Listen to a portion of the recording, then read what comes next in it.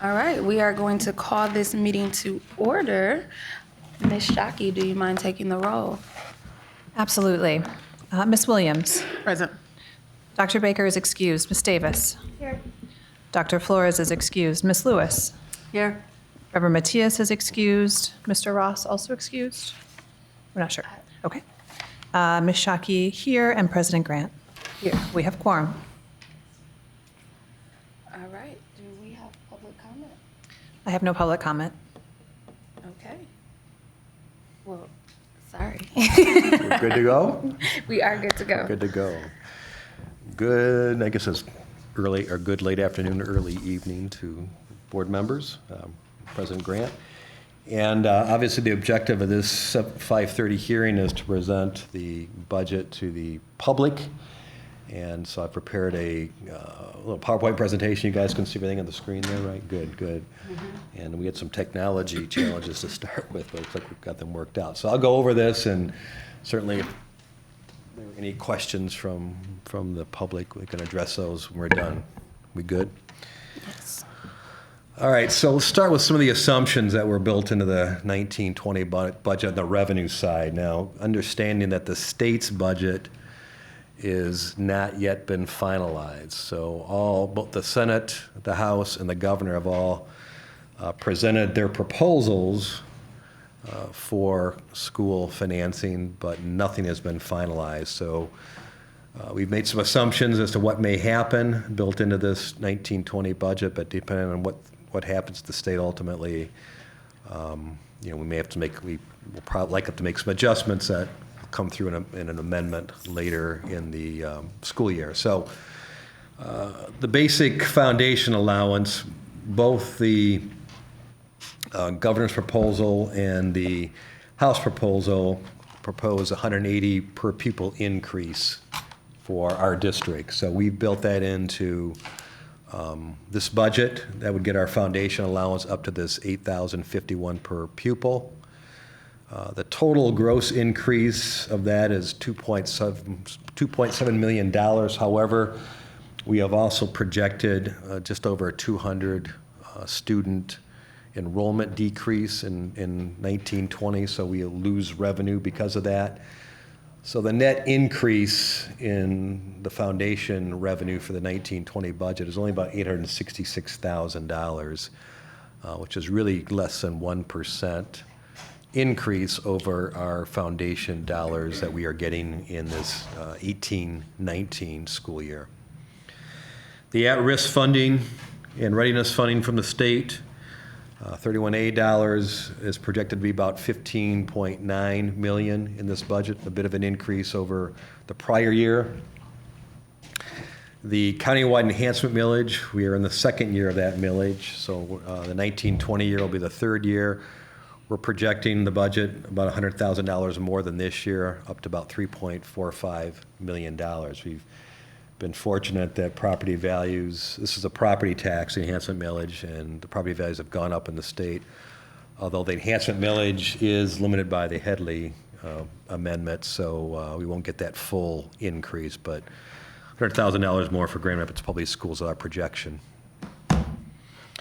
On the expense side, so the major assumptions are the employee cost increase, and when I use the term employee costs, I mean compensation adjustments as well as increases in the retirement and increases in health insurance primarily, which is the hard cap. We do know the state has already set the hard cap to change on January 1st, 2020. That'll go up 2%, so we built that into this budget, 2% increase in the hard cap. We have a contractual commitment for teacher salary increases built into the last contract we negotiated 2 years ago. And so that is built in here, and we are currently negotiating with our 5 other unions whose contract expire at the end of the month. And so we put some projections in compensation increases for those unions too. But again, we have not completed negotiations with any of those unions, so we don't know the exact impact of that at this point in time. Other adjustments on the expense side, include, we've had a challenge the last couple of years, 3 years in particular, in all areas of employment with the district, teachers, administrative personnel, operations folks. It's a full employment situation in the state, or in this county, which is a good thing on one hand. On the other hand, it makes it very difficult when we have open positions to fill them. So every budget year, including this year, we build in some, our, if you will, some provisions that we will not fill all the positions we have open during the year. We've made some reductions in non-salary expense areas and some of the supply areas and other areas where we've maybe re-engineered some of the processes to make them more efficient. But there's also some increases in general inflationary costs. We do have some inflationary costs related to our insurance is a big expense for us, and just typical building costs. In terms of our power supply and electricity and those kinds of things. So there are some expense assumptions in the budget for 1920.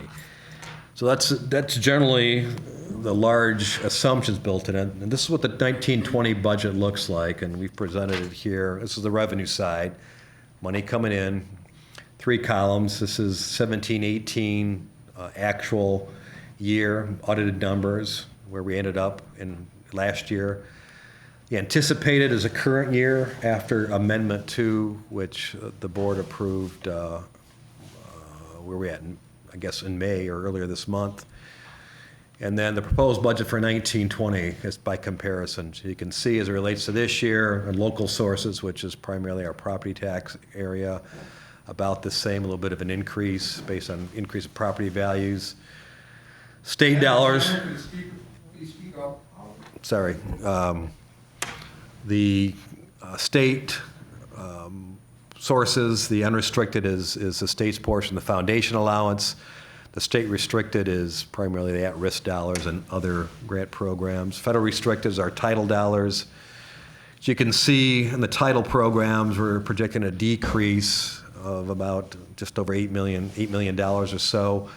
That's related a couple of reasons. One, we do project an actual decrease in dollars in the title programs in the neighborhood of $2 million, or 2.1 million, but there's also some carryover dollars not as many carryover dollars this year as we've had in prior years. Again, these are restricted dollars, so our spending matches the revenue source. So the reduction here has no impact on our fund balance, as we also reduce the cost of those programs. Our total revenue for the year is projected to be about $211 million. We have our fund balance that projected at the beginning of the year of 9.2. So available to appropriate is about $220,000 in 1920.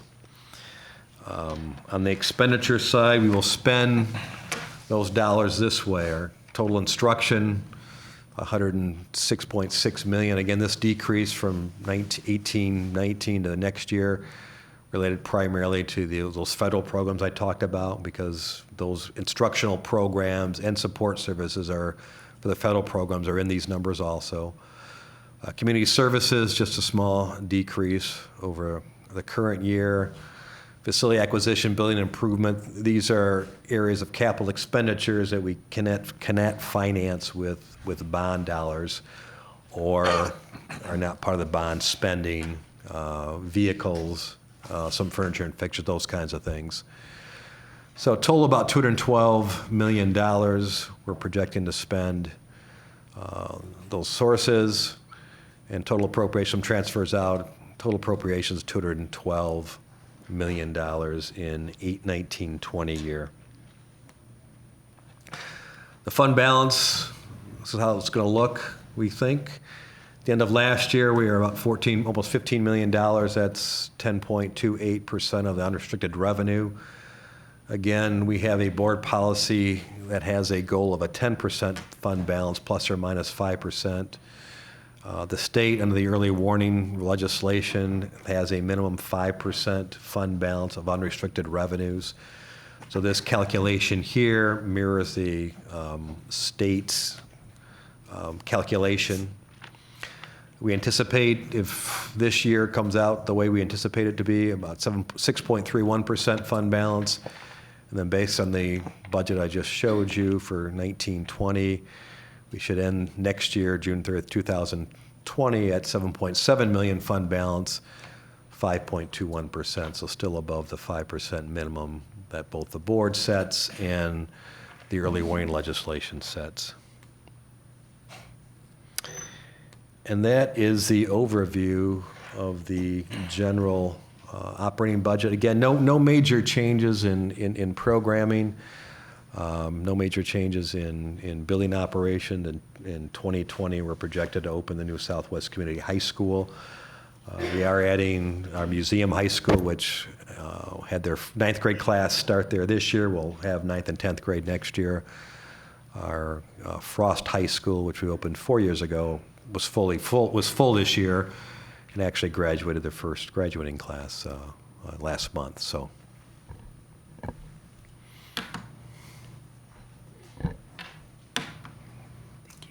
So, any questions from the public on this?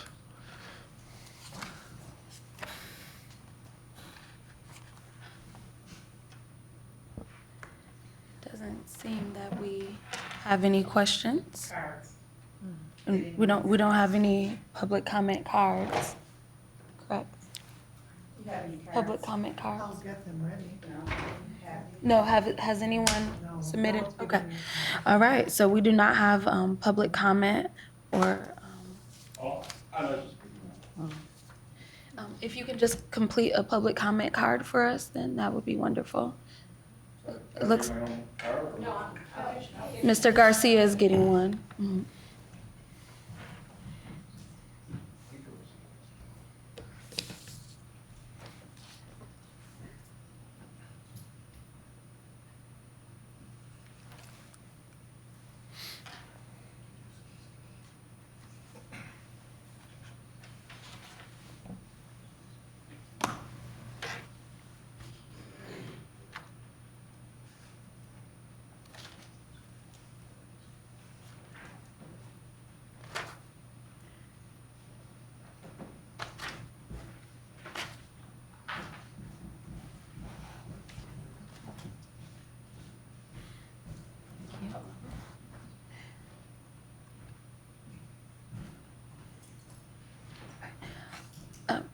The card doesn't state your topic, but if you would, Mr. Topic is the budget, obviously. Right, or, so if, yes, if you don't mind, Regulations. yeah. So may I approach the benches as I... Watchdog Miller reporting. The Millers have been around town since 1879. First, some housekeeping. You did an awesome job publicizing this, but look at the turnout. No bus service. This has gone on for a couple of years now, and the staffer most to blame for it is Helmholtz. He said, well, people wouldn't mind it. The 5 should have never been kicked off Giddings as 5 ran, various city buses ran Giddings for about 60 years. There was never any streetcars or cable cars. But you need to bring the bus service back. They put 3 buses on Fuller, 2, 5, and 19. As a result, the Noble 19 out of Madison Square was kicked out. So if you could work on that just to get a better turnout at these meetings, it would be gratifying. Enrollment down year after year, out of sight salaries around here. Why not bring salaries back to where they were 4 years ago when your enrollment was much higher, and index them on local market wages, what super successful Baptist and Catholic schools are paying here in town. I reported to Superintendent Neal a couple of times that Grand Rapids has become the Montgomery of the 21st century, that it should be in all the history programs. I don't see that at all. And as it comes up to her the pension times, it should be reflected in the pension. She deserves no pension. She's covered the fact that Black Routes 1, 2, 3, 4, 5, and 14 don't even go to our city hall, don't go to Rosa Parks Circle, you know. Grand Rapids become that should go in the, like a budgeted somehow in your program, in your history courses, how Grand Rapids became the Montgomery of the 21st century. And special matter, there's an individual who was up there at one time, should be banned from all GRPS properties out at your high school on Fuller off Leonard a couple of weeks ago. At a city commission meetings, he had just an obscene outburst, which I certainly would never repeat. He parades around this Irish ballad baby with his Irish ballad baby name. I think he's not Irish, and I'm going to ask our Catholic bishop to excommunicate him, as Archbishop Rummel did down in New Orleans. Racists were kicked out. I think he's actually Jewish. He's parading around so it was in front of 7 GRPS students, very young students, wide-eyed, you know, the first city commission meeting. And this is how O'Connor treated him. Unprecedented, found him off the tack. He should be banned from GRPS properties. His name's John O'Connor, and if there are any tapes on it, please check it out. I guess many of you know him. Your students have very poor. Mr. Miller, so I'm sorry, we have 3 minutes for public comment, and we have reached our 3-minute time limit. Thank you ever so much, Thank you very much. ma'am. And the guy's name O'Connor. Please ban him from all GRPS properties. Thank you very much. Do we have any other public comment?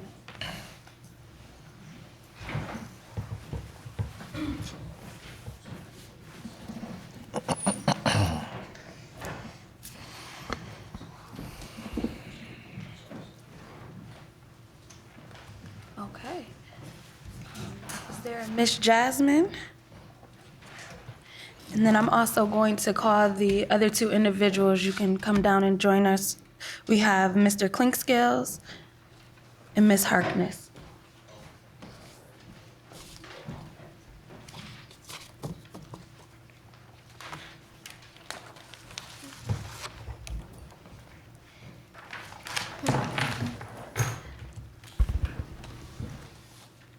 Hi, Jasmine. Hi. So our playground is very little, and most of the people that's in 5th, well, now they're going to 6th grade, they want a bigger playground, and they want swings and slides and stuff, but we don't have that on the middle school playground. What school do you go to? I'll go to Harrison Park Elementary. Thank you very much. So I would like to add that when you do public comment, we don't actually have a chance to respond, but we listen to your comment. So thank you very much for your comments. Thank you. Good job. Ms. Harkness? Hello, everyone. I wanted to say thank you for this opportunity for public comment. I know that you guys have a lot on your hands right now, and I thank you for the patience that you've been having with yourselves and colleagues, as well as parents and residents. My concern is about the LOOP program. I know this may not be in your hands right now, but it is a very big part of the parents that during the school, after school. They also partner with the YMCA that they do the cooking class. It was on Harrison Park Elementary school grounds, and then I got moved to the local church that's right down the street from them, which we live on the street too. So I just want to let you know that we participate, and that's a very big part of families that can continue to have that as a program. I hope it doesn't get discontinued or terminated for all schools. That's something that the parents need in the summer, and if it can find some funding for that as far as in the budget goes. And also my concern was that I seen a news article this morning that stated that there was low enrollment. I think that should be a concern of y'all's. I'm pretty sure it is a concern. I know as being a former vice president of my neighborhood organization, I was on the other end where these developers were coming in wanting these apartments to come in and say they were affordable. I know they're not affordable. They're not affordable for me, and I don't have to be a single parent to know that. So that's something that you might want to look at too. And people are not having children as much as they were because of the pay raise. You know, cost of living is constantly going up. Those are some things that I'm sure you're aware of, but I just want to make sure that you hear it from a concerned resident, a parent who's active. And I'm not speaking on behalf of every parent or every resident, but some of them may not know to come up here and let y'all know or email y'all or know how to do it. Thank you. very much. Thank you. Thank you. Mr. Clinkscales. I think we're supposed to go.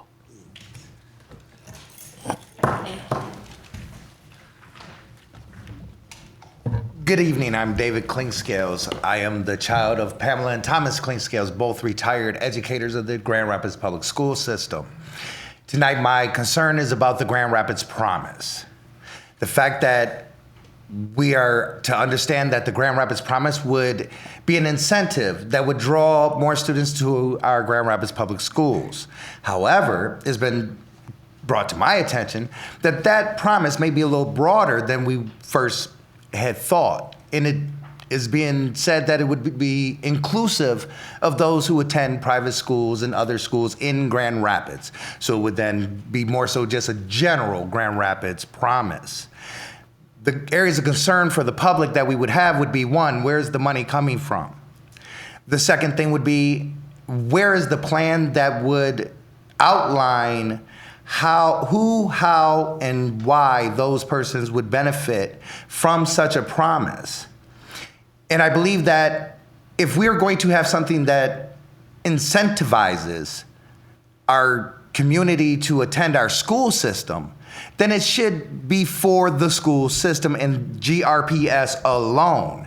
Yes, that does set them aside from GRPS because they are separate entities and have separate budgets, separate bodies, as you know.